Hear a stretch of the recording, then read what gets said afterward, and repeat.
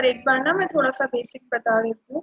देखो क्योंकि सारे जितनी भी एंट्रीज है अपने इन खातों पे डिपेंडेड है। सबसे पहले मैं आपको बता देती हूँ, जैसे हमारा पर्सनल अकाउंट है, पता है ये सभी को कि जितने भी व्यक्ति होंगे, जितनी भी संस्थाएं होंगी, वो पर्सनल अकाउंट के अंडर आएंगे। ठीक है, वे खाते जो किसी व्यक्ति, फर्म, संस्था, कंपनी से संबंधित है, व्यक्तिगत खाते कहलाते हैं। इसके रूल्स है, पाने वाले व्यक्ति के खाते को तो डेबिट किया जाता है और देने वाले व्यक्ति के खाते को क्रेडिट किया जाता है। ठीक है, नेक्स्ट है हमारा रियल अकाउंट, वस्तुगत खाते।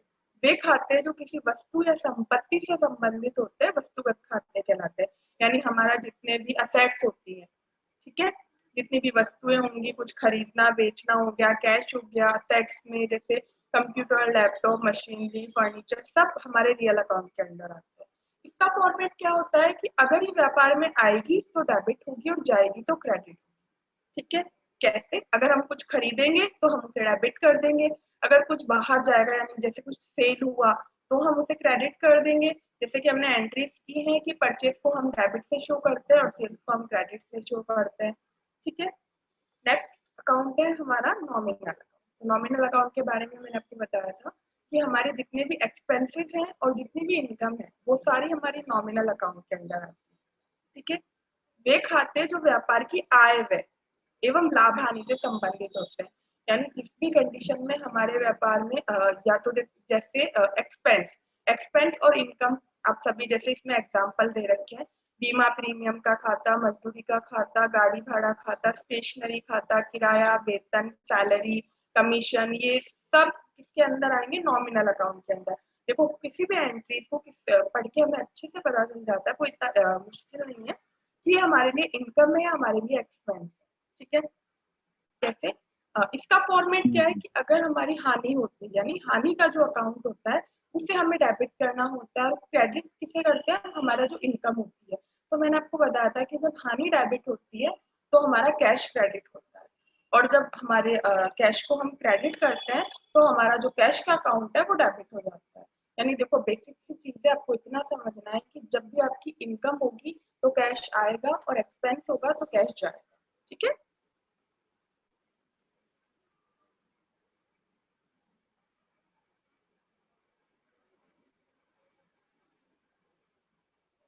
मैंने आपको थोड़ा सा बेसिक बता दिया है। हमने मिक्स एंट्रीज की थी शायद, लास्ट टाइम पे मिक्स एंट्रीज ही की थी। तो एंट्रीज बता दीजिए मुझे। 30,000 का नगद, 40,000 की मशीनरी एवं 3600 के माल से व्यापार प्रारंभ किया। ठीक है, ये एंट्री बताएंगे मुझे कोई भी, जिसको भी आती है, जिसको थोड़ा बहुत भी आता है बता दीजिए।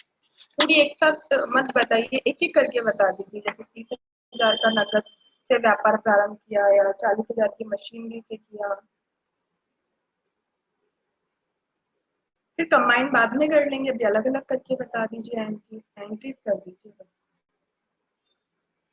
ओके, मैं रिपीट कर देती हूँ एक बार। जैसा कि मैंने आपको एक चीज बहुत क्लियरली बताई है, मैं फिर से रिपीट कर रही हूँ। कैपिटल मीन्स कैपिटल, अगर व्यापार में कैपिटल लग रही है तो उसकी एकमात्र एंट्री कैपिटल से ही होगी, कैपिटल ही क्रेडिट होगा। ठीक है, अब उसके बाद एंट्री पे डिपेंड करता है कि आपके व्यापार में क्या आ रहा है। कैश आ रहा है तो कैश को डेबिट कर दो, मशीनरी आ रही है तो मशीनरी को डेबिट कर दो, और अगर परचेज आ रही है यानी सॉरी माल आ रहा है तो जैसे मैंने आपको बताया था कि माल को हम परचेज वर्ड से दिखाते हैं। ठीक है, अगर माल आ रहा है तो परचेज को डेबिट कर दो।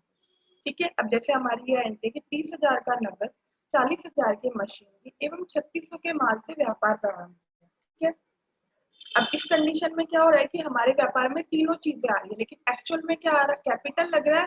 कैपिटल मैंने आपको बताया था पर्सनल अकाउंट का पार्ट होता है। क्यों होता है? क्योंकि एक व्यक्ति विशेष का अकाउंट है, और जितने भी व्यक्ति और संस्थाएं होती है उन्हें पर्सनल के अंदर रखा जाता है, इसलिए कैपिटल पर भी पर्सनल अकाउंट का ही फॉर्मेट लगता है। ठीक है, क्लियर? जैसे ये जो हमारी एंट्री 30,000 का नगद, 40,000 की मशीनरी एवं 3600 के माल से व्यापार प्रारंभ किया। तो क्या व्यापार में क्या आ रहा है? कैश को कब डेबिट करते हैं? जब वो व्यापार में आता है, कैश को डेबिट कर दिया। मशीनरी भी अगर व्यापार में आएगी तो डेबिट होगी, तो हमने खरीद, हमारे व्यापार में आ रही है, ठीक है, तो मशीनरी अकाउंट डेबिट। माल भी आ रहा है तो purchase account debit. Capital account to capital account. Capital account को क्रेडिट क्यों किया गया है? क्योंकि जो हमारे पर्सनल अकाउंट है उसका फॉर्मेट क्या होता है कि जितने भी सॉरी जो देने वाला होता है उसके खाते को डेबिट करो और जो देने वाला होता है उसके खाते को क्रेडिट करो और जो पाने वाला होता है उसके खाते को डेबिट करो। ठीक है, तो अब इस कंडीशन में क्या हो रहा है, कौन दे रहा है? व्यक्ति विशेष का अकाउंट है, कैपिटल अकाउंट है, वो दे रहा है, इसलिए हमने उसके खाते को क्या किया है? क्रेडिट किया है। हमारी नेक्स्ट एंट्री है, हरीश को 14,000 का नगद एवं 9500 का उधार माल भेजा। तो ये हमारी बेसिक सी एक सेल की एंट्री है। ठीक है, इसका आंसर होता है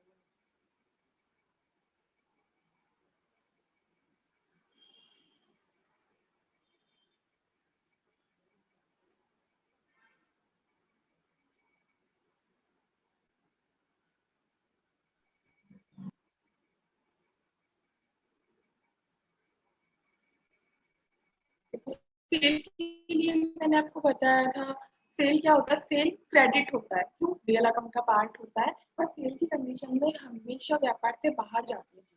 ठीक है, माल, इसलिए हम सेल को क्रेडिट करते हैं। अब ये हमारी एंट्री है कि हरीश को 14,000 का माल नगद एवं 9500 का माल उधार भेजा। अब इस कंडीशन में क्या है कि हमारा ट्रांजेक्शन सिर्फ एक से हो रहा है। किससे हो रहा है? हरीश से हो रहा है। एक ही दिन में हो रहा है। ठीक है, बस फर्क इतना है कि एक तो हमने उधार खरीदा है और एक बार हमने नगद में खरीदा है। तो अब इसको हम कंबाइन करके शो कर देंगे। कैसे? हरीश अकाउंट डेबिट 14,000 से, ठीक है, सॉरी ये तो नगद का अमाउंट है। कैश अकाउंट डेबिट 14,000 से और 9500 का जो हम डेबिट करेंगे वो उसके नाम से कर देंगे। क्योंकि जब हम उधार में एंट्री करते हैं तो हम क्या करते हैं? व्यक्ति के नाम को ही डेबिट या क्रेडिट कर देते हैं। ठीक है, तो हमारी पहली एंट्री होगी कैश अकाउंट डेबिट, दूसरी होगी Harish account debit to sales account. ठीक है, हमारी नेक्स्ट एंट्री है नगद माल बेचा 20,000 का और 5% बिक्री कर यानी सेल्स टैक्स वसूल किया। तो मैंने जब लास्ट टाइम हमारा यही टॉपिक चल रहा था तब मैंने आपको बताया था कि सेल्स टैक्स हमारे लिए हमारी इनकम है, क्योंकि हम उसे हमारे बेचे हुए माल पर लगाते हैं।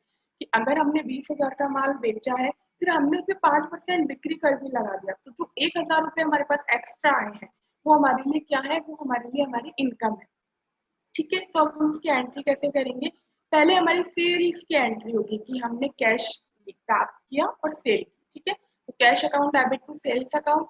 अब सेल्स टैक्स हमारे लिए क्या है? हमारे लिए हमारी इनकम है और नॉमिनल अकाउंट के अंदर क्या होता है कि इनकम को क्रेडिट पक्ष में शो किया जाता है। ठीक है, इसलिए हमारी एंट्री होगी cash account debit sales account credit to sales tax account. Sales tax का अमाउंट पता ही है कैसे निकालना है आपको। 20,000 का 5% निकाल लेना, सेल्स टैक्स का अमाउंट आ जाएगा। ठीक है, नेक्स्ट एंट्री देखिए, सतीश से 10,000 एवं हरीश से 15,000 का माल खरीदा। परचेज की एंट्री है, बताएंगे कोई?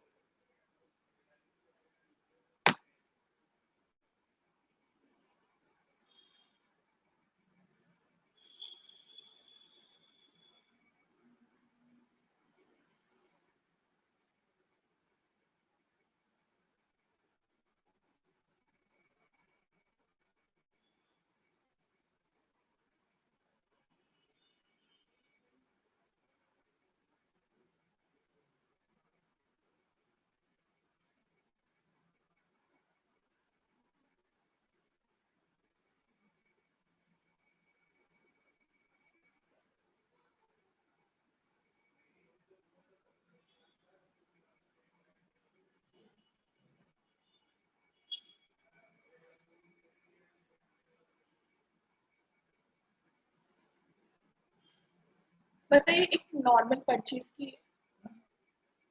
नॉर्मल नॉर्मल परचेज की एंट्री है। ठीक है, सतीश से माल खरीदा, हरीश से माल खरीदा। ठीक है, दोनों कंडीशन में एक चीज कॉमन क्या है कि हमने परचेज की है। ठीक है, अब मैम आपकी परचेज वॉइस क्लियर नहीं आ रही।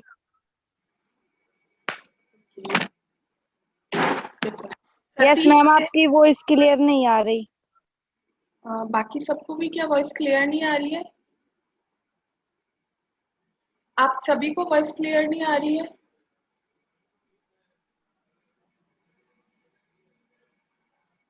मैम ब्रेक हो रही है आपकी वॉइस। Yes sir.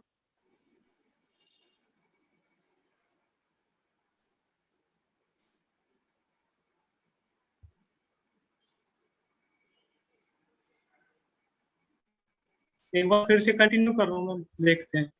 ओके, तो हमारी जो नेक्स्ट एंट्री है वो है सतीश से 10,000 एवं हरीश से 15,000 का माल खरीदा। अब इन दोनों कंडीशंस में क्या है कि हमने परचेज किया है, बस फर्क इतना है कि एक ट्रांजेक्शन हमने सतीश से किया है और एक हमने हरीश से किया है।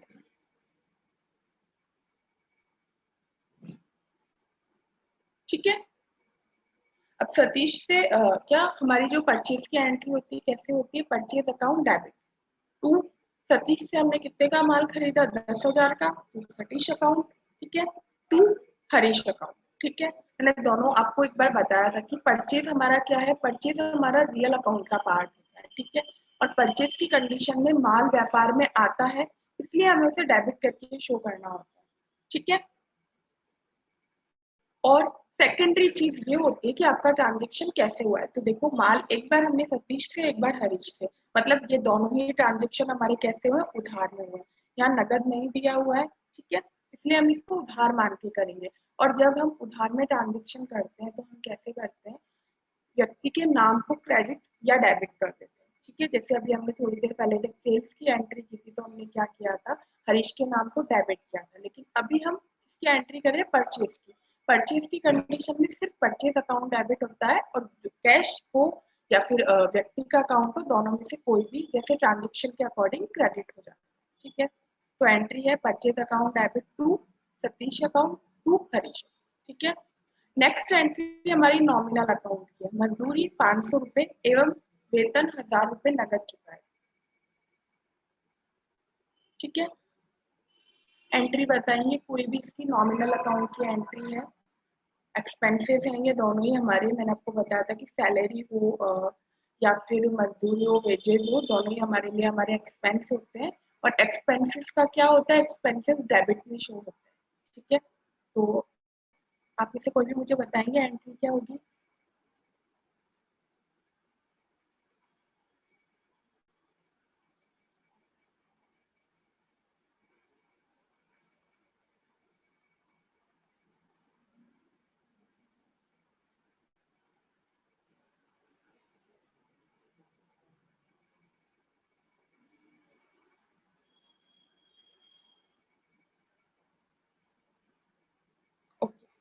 देखो, अभी मैंने थोड़ी देर पहले जब अपनी क्लास शुरू हुई थी, मैंने आपको नॉमिनल अकाउंट के बारे में बताया था कि आपका जो भी एक्सपेंस है उसे हमें डेबिट करना होता है और जो हमारी इनकम होती है उसे क्रेडिट करना होता है। तो जैसे आपको पता है कि वेजेस और सैलरी दोनों हमारे लिए एक्सपेंसेस है, इसका मतलब ये दोनों अकाउंट हमारे लिए डेबिट पक्ष में आएंगे, डेबिट होंगे।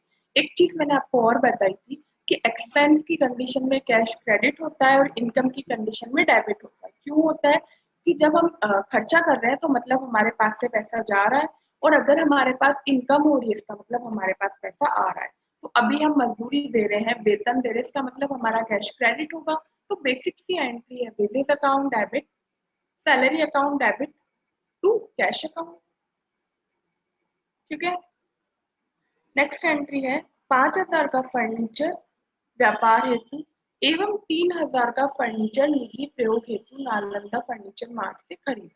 ठीक है, हमारी नेक्स्ट एंट्री है कि 5,000 का फर्नीचर व्यापार हेतु एवं 3,000 का फर्नीचर निजी प्रयोग हेतु नालंदा फर्नीचर मार्ट से खरीदा। ठीक है, अब देखो जैसा मैंने आपको बताया था कि पर्सनल यूज के लिए हम कुछ भी खरीदे, चाहे वो असेट्स हो, माल हो, कैश हो, सब हमारे लिए एक अकाउंट के अंडर आता है, वो है हमारा ड्राइंग अकाउंट। ठीक है, अब हमने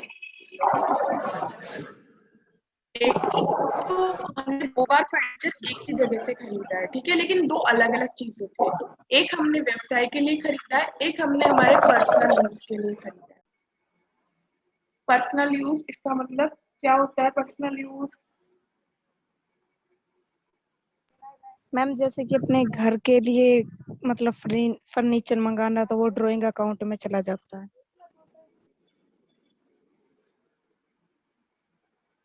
तो अभी हमने इसमें साफ-साफ लिखा है कि 3,000 का फर्नीचर निजी उपयोग हेतु खरीदा, यानी उन्होंने अपने घर, फैमिली कुछ नहीं, पर्सनल यूज़ के लिए खरीदा है। तो मैंने आपको क्या बताया था कि पर्सनल यूज़ के लिए जो हमारा एक खाता होता है, वो खाता कौन-सा होता है? Drawing account. मैंने आपको बताया कि पर्सनल यूज के लिए चाहे आप कुछ भी हो, वो चाहे वो कैश हो, माल हो, चाहे वो फर्नीचर हो, असेट्स हो, कुछ भी हो, सबके लिए एंट्री करने के लिए हमारे पास एकमात्र अकाउंट होगा ड्राइंग अकाउंट। क्योंकि एक व्यक्ति के बहुत सारे पर्सनल यूज हो सकते हैं। अब हम उन सबका अलग अलग लेजर नहीं बना सकते बट वो बेसलेस हो जाता है। ठीक है, इसलिए उन सभी को कि हाँ एक ओनर के एक्सपेंस है, चाहे वो अब वो कुछ भी हो, उन्हें हमें एक ही अकाउंट में डालना होता है। ठीक है, ड्राइंग अकाउंट। तो हमारी एंट्री होगी furniture account debit, drawing account debit to Nalanda furniture mart से खरीदा है, यानी ये ट्रांजेक्शन हमारा उधार में हुआ है।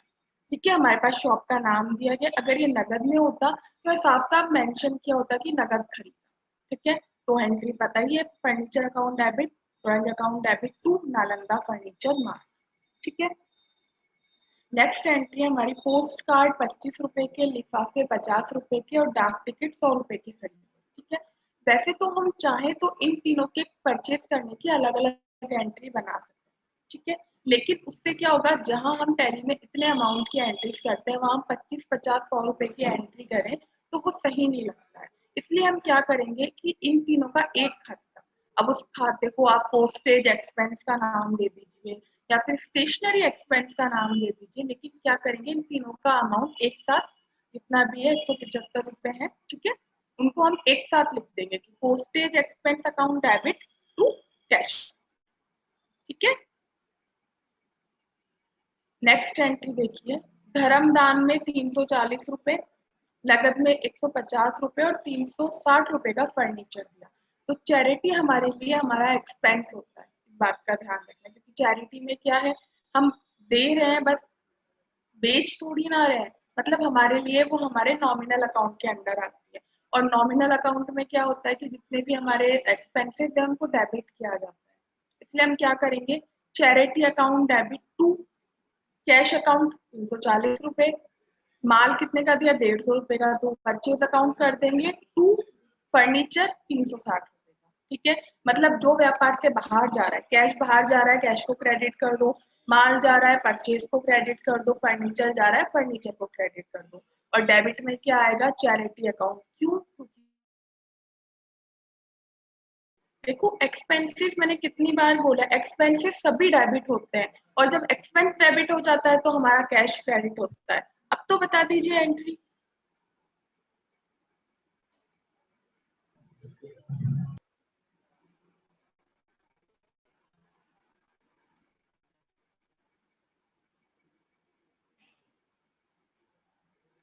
हमारा एक्सपेंस डेबिट होता है, इसलिए stationery account debit, interest account debit, advertisement account debit to cash account. इसमें क्या मुश्किल है,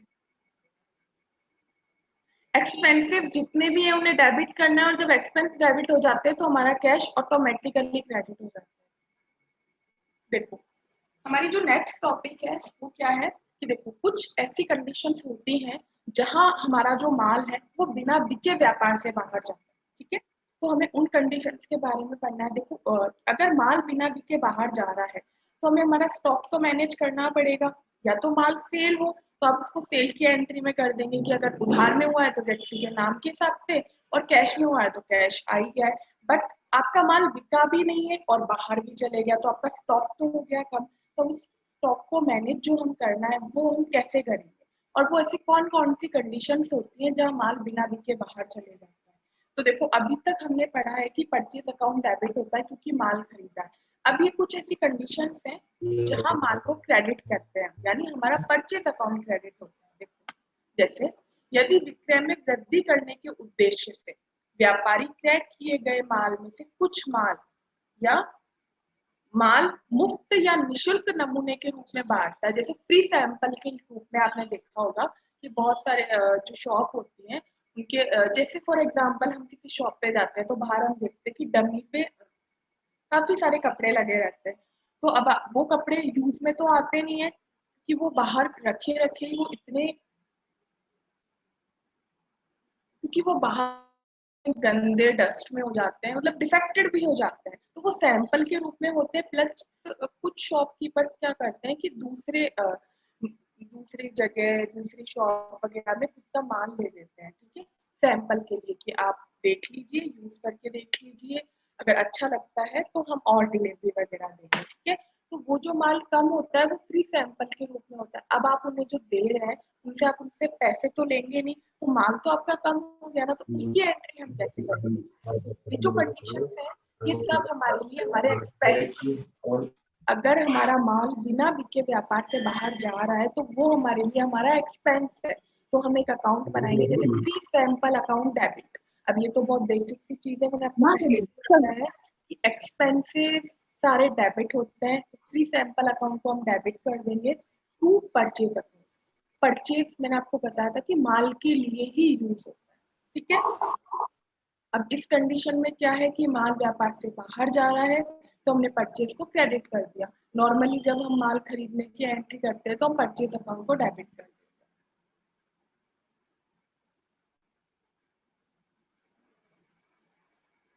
तो नेक्स्ट एंट्री है ये सेम ही है। नेक्स्ट एंट्री है माल का चोरी हो जाना या माल चैरिटी में दे देना। जैसे चैरिटी की तो अभी हमने रिसेंटली एंट्री की है। तो देखो माल चोरी हो जाना, मान लो हमारे व्यापार में चोरी हो गई या फिर व्यापार का ही कोई व्यक्ति माल चोरी करके ले गया। अब कंडीशन जो भी हो, हमारे व्यापार में से तो माल कम हो गया ना। अब उस कम हुए माल को हमें दिखाना होगा, तो हम कैसे दिखाएंगे? उसका एक अकाउंट बनाएंगे, लॉस बाय थेफ्ट अकाउंट, कि जो हमारे चोरी का अकाउंट है उसके लिए loss by theft account debit to purchase account. तो हमारा जितने भी रुपए का माल चोरी हो गया है उसे हम इसमें शो कर देंगे, उस अमाउंट को इसमें लिख देंगे, ठीक है। तो लॉस बाय थेफ्ट अकाउंट हमारा डेबिट क्यों हुआ है? क्योंकि ये हमारे लिए हमारा एक्सपेंस है और एक्सपेंस के सभी क्या होते हैं? डेबिट पक्ष में शो होते हैं। नेक्स्ट एंट्री है हमारी माल दान या चंदे में देना, ठीक है। तो चैरिटी भी मैंने आपको बताया था हमारे लिए हमारा एक्सपेंस है। तो charity account debit to purchase account, क्योंकि माल बिना बिके व्यापार से बाहर जा रहा है, एक्सपेंस, चैरिटी हमारे लिए हमारा एक्सपेंस है तो हमने डेबिट कर दिया। नेक्स्ट एंट्री है निजी प्रयोग हेतु। देखो ड्राइंग की कंडीशन में भी सेम कंडीशन होती है। अगर व्यक्ति व्यापार में से माल ले रहे हैं तो मान लो अगर कंपनी का ओनर अपने ही व्यापार में से माल यूज कर रहा है तो हम उनसे पैसे तो ले नहीं सकते, क्योंकि हम बेच नहीं रहे हैं, वो हमारे लिए आहरण हो रहा है उनका, ठीक है। तो आहरण की कंडीशन में मान लीजिए जैसे एक एंट्री है कि कंपनी के ओनर ने 10,000 का माल अपने पर्सनल यूज में लिया, उसकी हमें एंट्री कैसे करनी पड़ेगी? ड्रॉइंग डेबिट टू परचेज, ठीक है। नेक्स्ट एंट्री है हमारी जैसे अदर कंडीशंस जिनमें माल की हानि हो जाए, जैसे लॉस बाय फायर, आग लग गई, लॉस बाय फ्लूड, बाढ़ वगैरह आ गई। तो अब इस कंडीशन में ये दोनों भी हमारे लिए हमारे एक्सपेंस है। तो loss by fire account debit to purchase account, loss by flood account debit to purchase account. यानी किसी भी कंडीशन में अगर जैसे आपका माल बिना बिके व्यापार से बाहर जाता है तो वो जो रीजन है उसे आपको डेबिट करना है और परचेज अकाउंट को क्रेडिट कर देना है।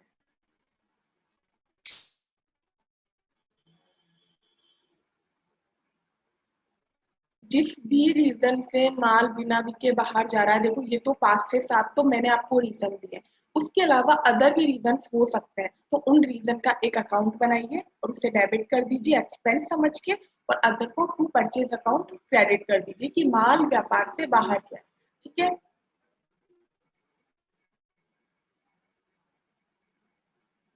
देखो ये कुछ एंट्रीज है। 10,000 रुपए का माल आग से नष्ट हो गया, ठीक है। बीमा कंपनी द्वारा 8,000 का दावा स्वीकार किया गया, ठीक है। एंट्री बताइए इसकी, किसी को आती है?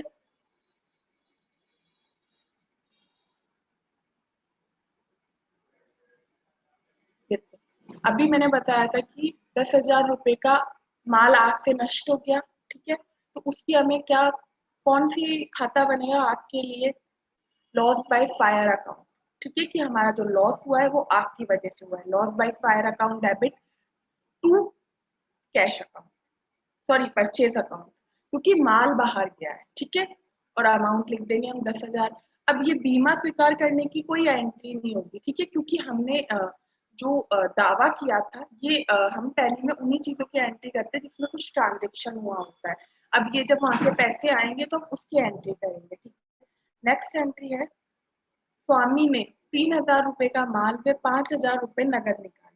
ठीक है, अब वो कंपनी के ओनर द्वारा ड्राइंग जो की गई है, आहरण किया हुआ है, उसका अमाउंट है। 3,000 का तो माल निकाला। ठीक है, हमारे लिए एक ही अकाउंट है, drawing account debit to purchase account to cash account. 5,000 का कैश गया है, 3,000 का माल गया है, टोटल अमाउंट आ जाएगा ड्राइंग अकाउंट में, इतना आहरण किया गया।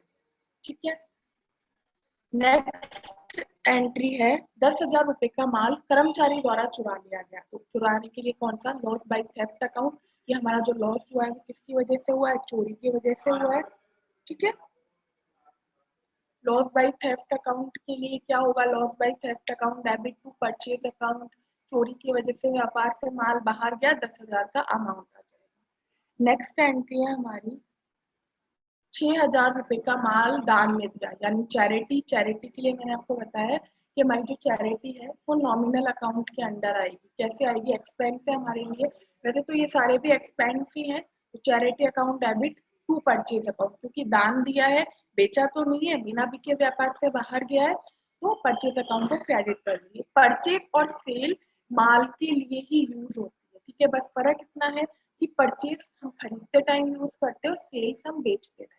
ठीक है, नेक्स्ट एंट्री है 10,000 रुपए का माल मुफ्त नमूने के रूप में बांटा, यानी फ्री सैंपल के रूप में। तो free sample account debit to purchase. ठीक है, रीजन हमने दे दिया, माल व्यापार से बाहर क्यों गया है, वो जो रीजन है सिर्फ उसको डेबिट करना है। अभी हमने 3 से 4 एंट्री की, उन तीनों में चारों में आपको फर्क क्या नजर आया, हर कंडीशन में परचेज ही क्रेडिट हो रहा है क्योंकि माल बाहर जा रहा है।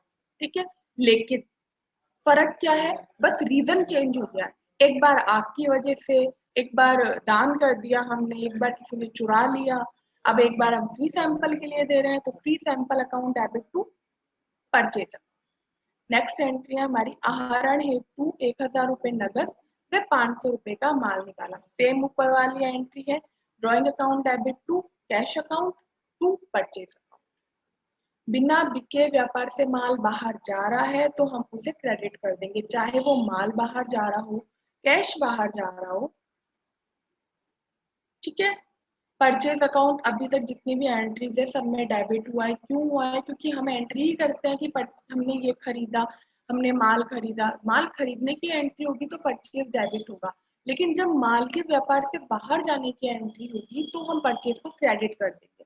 लेकिन फर्क है, माल जब बिक के बाहर जाता है तो हम उसे सेल्स से दिखाते हैं, लेकिन जब माल बिना बिके बाहर जाता है तो हम उस परचेज ही अकाउंट को क्रेडिट कर देते हैं। ठीक है, ये दोनों में फर्क है। देखो, माल के बाहर जाने के लिए एक तो हम सेल्स की एंट्री करते हैं, लेकिन वो कब होती है, जब माल बिक कर बाहर जाता है। लेकिन जब माल बिना बिके व्यापार से बाहर जाए तो हमें परचेज को ही क्रेडिट करके शो करना होता है। ठीक है, इन एंट्रीज में कोई डाउट है आपका, पूछ लीजिए मेरे से।